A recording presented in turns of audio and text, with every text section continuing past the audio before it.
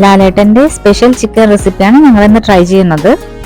അധികം മസാലയൊന്നും ഇല്ലാതെ എല്ലാം ചതച്ചാണ് ഇതിൽ ചേർത്തേക്കുന്നത്. ഇതിലെ മെയിൻ ആയിട്ടുള്ള ഇൻഗ്രീഡിയന്റ് ചുട്ടെടുത്ത തേങ്ങയാണ്.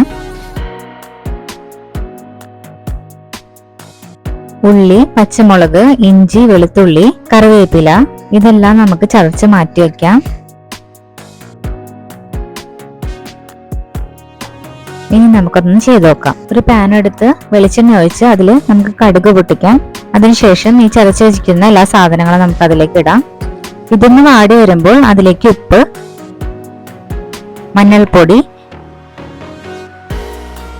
പെരിഞ്ജീരകം, കുരുമുളക് പൊടി, ഗരം മസാല, ചില്ലി ഫ്ലേക്സും കൂടെ ആഡ് ചെയ്ത് നന്നായിട്ട് മിക്സ് ചെയ്യാം.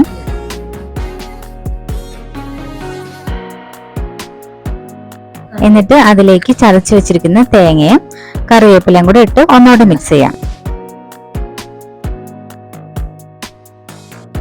നന്നായി വഴറ്റിയ ശേഷം അതിലേക്ക് നമുക്ക് ചിക്കൻ ഇടാം. ഇതിലേക്ക് വെള്ളം ഒഴിക്കാനേ പാടില്ല.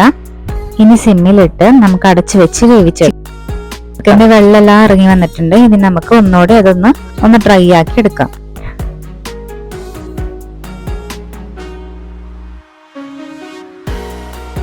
നല്ല ടേസ്റ്റ് ആയിരുന്നു കഴിക്കാനായിട്ട്. ചപ്പാത്തിയും ചോറിനൊക്കെ കഴിക്കാൻ പറ്റുന്ന നല്ലൊരു ഡിഷാണ്. എല്ലാവരും ഒന്ന് ട്രൈ ചെയ്ത് നോക്കണേ.